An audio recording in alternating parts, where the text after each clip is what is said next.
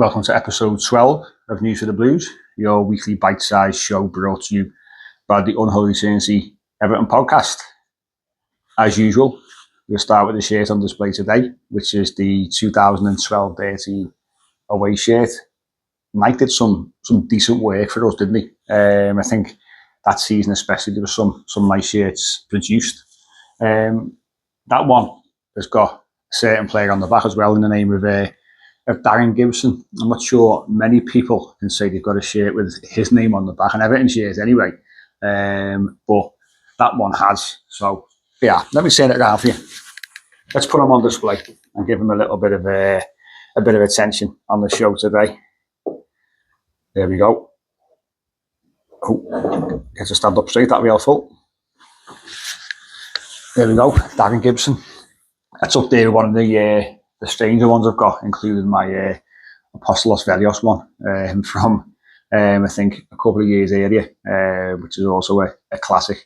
But onto the Blues, onto the news. Obviously, we only played on Monday, so short turnaround between the United game at Hill Dickinson and obviously travelling to St James's Park tomorrow. Difficult task going there, as we know. Great win last day of the season, last season. Sadly, it wasn't enough to deny them Champions League football. But the man who got the winner that day, Charly Alcaraz, unavailable for the next 3 to 4 weeks, sadly. David Moyes confirmed today. He missed the game against Manchester United. He was due to start the game. That was the talk in the build-up as well. Obviously, we saw Harrison Armstrong playing on the left-hand side. We had Tyreek George as another option as well. But Alcaraz was the man who was going to get the nod.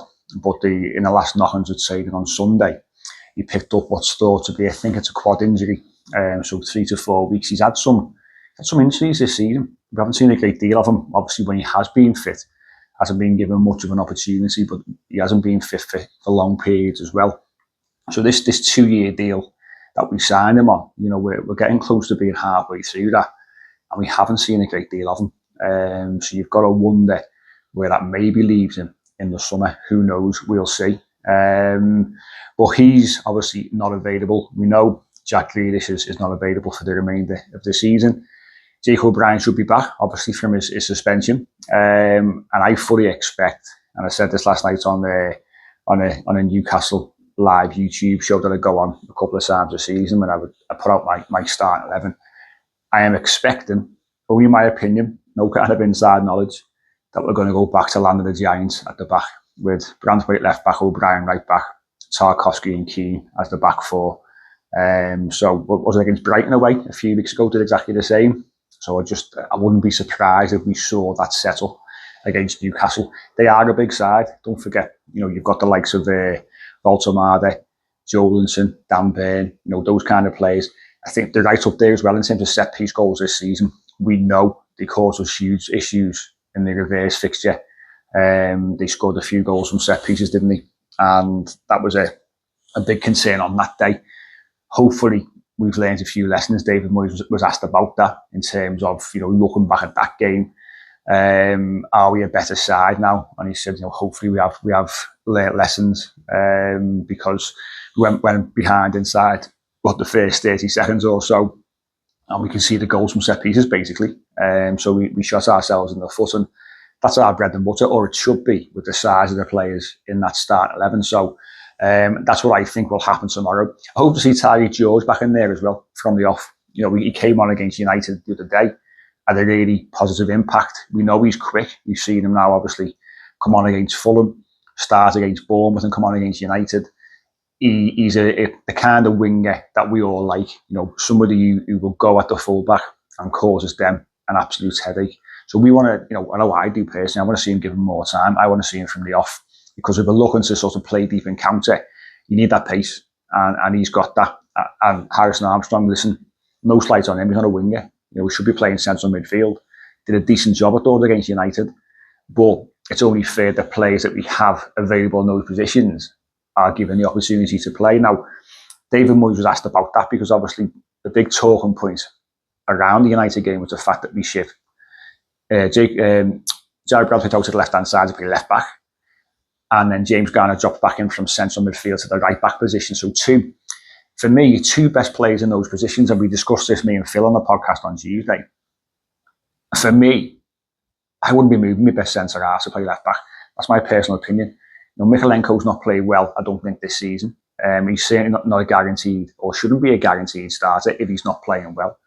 But I think from a balance perspective, I wouldn't be putting Branthwaite out there either. I mean, David Moyes said today he feels he's as good as anybody. He's as comfortable playing left back as he is playing centre half. And young players, quite often, he said he referred to Mikel Arteta when he first came to the club. Obviously, central midfielder, put out wide. We remember, obviously, Julian Lescott. He played left back. Obviously, he was a centre half.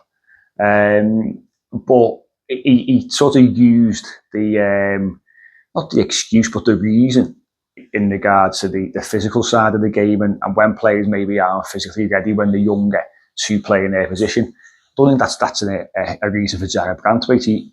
He's a man. Look at the size of him. We can see in the last sort of 18 months, 2 years, the bulk that he's put on. He's a big lad. We know he's tall anyway. He's a physical presence. So the physical side of the game is no issue for Jarrad Branthwaite, and he should be playing centre half.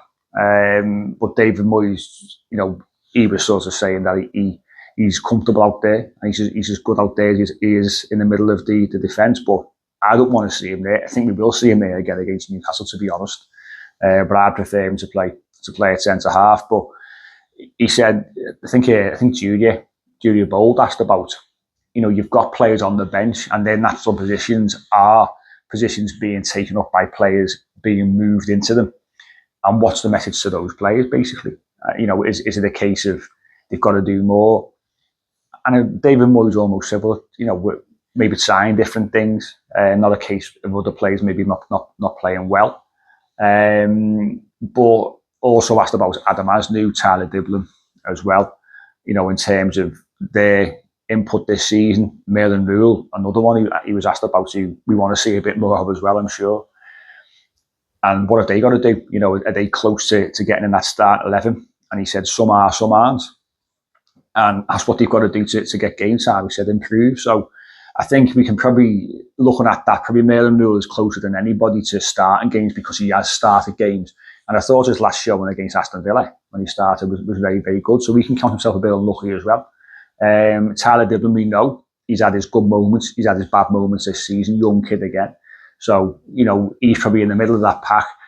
Adam Asnew is the one who's been not given much of an opportunity. Came on, obviously, against Sunderland in the FA Cup to good effect. But he's a player who quite clearly needs a loan, in my opinion. He's got to go and play regular first team football. So we will see, obviously, what plays out over the remaining 11 games or so. Who gets game time, who can push on and try and make a name for themselves in the back end of the season. But Merlin Rule especially, again, said that on Tuesday, he's somebody that we've got to buy. So unless we're going to get relegated, which we're not, there's no other clause that says we haven't got to buy him. So we're going to have to make his loan move into a permanent one. So now's the time to see him. We know he's had injuries this season, but he's fit, he's available.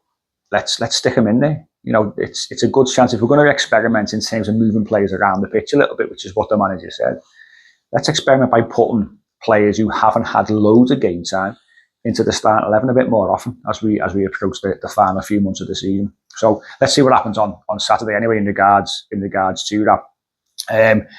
David Moyes also mentioned he was asked about James Garner again. He comes up, doesn't he, quite regularly. Played right back, as we know, on Monday. I thought he was our man of the match comfortably. I thought it was very, very good. Great battle there with Cunha over the course of the 90 minutes. Again, the manager just reiterated the fact that he thinks he's very, very close to being at that level to be picked for his country. It remains to be seen whether he gets the nod in March. I think he will. Thomas Tuchel's been floating around our games quite a few times this season. He's spoken to James Garner as well, personally. So I would like to see him given the opportunity. Not to say he's going to go to the World Cup, but I think his form deserves the England manager to actually look at him closely.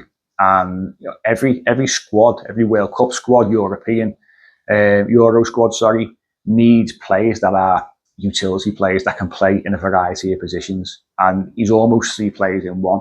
And his form and his consistency this season has been as good as any. He's up there in regards with the stats with Declan Rice. I think the top 5 central midfielders. And again, the manager was asked, is it not a risk to take him out of his preferred central midfielder position and put him at right back? And he agreed, yes, it is. But sometimes you have to do these kind of things. But I'd love to see James Garner given an opportunity with this country. I think he deserves it. For me, if his consistency continues between now and the end of the season, he's my pick for Everton's player of the season. I think that goes without saying. I think he's had a very, very good season. He's matured. He's getting better and better. Great to see him obviously sign a new deal a few weeks back as well. So yeah, we'll see obviously what happens in the summer with him in terms of England. But we just hope that his form does continue into the final weeks or the final months of the season, should I say. And that was pretty much it. Obviously, quick turnaround again, post Newcastle. We're at home again against Burnley. Come on, we've got to win one of them, haven't we? You know, our home form is so disappointing. But that game, you know, we've got 5 left. Burnley, Chelsea, Liverpool, City, Sunderland. 5 tricky games, but the easiest one, or the most winnable one, is Tuesday. And we've got to get 3 points at home there, surely. But the most important thing is we come away from Newcastle tomorrow with some kind of points on the board. I've gone for a 1-1 draw. Fingers crossed that or something better materialises. But we've got to pick up the momentum again. We've got to try and get some momentum at home. And the best way to do that is to get momentum in the game before, which obviously is tomorrow. So fingers crossed.